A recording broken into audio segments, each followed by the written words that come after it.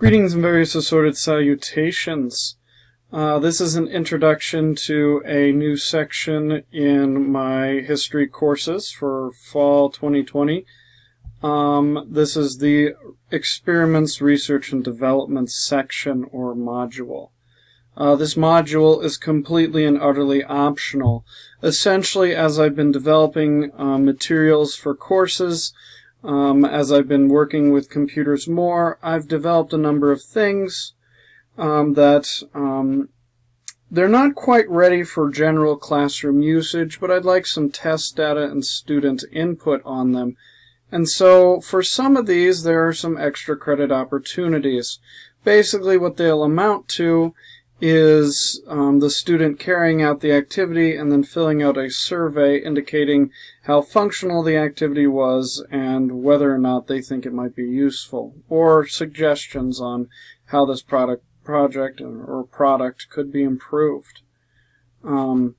Just to give a rundown of some of the projects that I'm going to be testing in research and development. Obviously, my primary and secondary sources game is going to be one of the bigger ones. This was a video game I developed in the computer program RenPy, the game engine RenPy, and it teaches primary and secondary sources. I'm looking to be expanding and improving its development, but I want to make sure that an older version of it runs in Canvas before I do any major projects with it. Additionally, there's another program that I'm working on called Test Taking Tips. It's a series of activities to improve test scores. There's some other research development here, whether it's looking at historical documents or perhaps testing out certain types of educational software. That's what this place is for. In any case, to give a bit of rundown of what things look like, some of these activities will be extra credit points. You may see some different values, but if they're whatever the values are, they'll be indicated at the top up in the right-hand corner right here.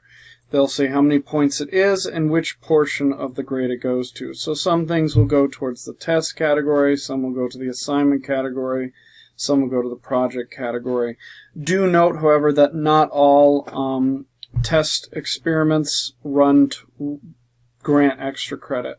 Some of these are just posted to collect data, and I'm not going to be issuing extra credit for all of them. All these projects may only be done once unless there's some sort of exception, and these point values may change when the final product is published. No. Computers have an incredible capacity, and the first step to them is getting everything up and running for our educational benefit. In any case, I hope this helps, and I hope some of my students are interested in developing the future of education. Thank you, and until later.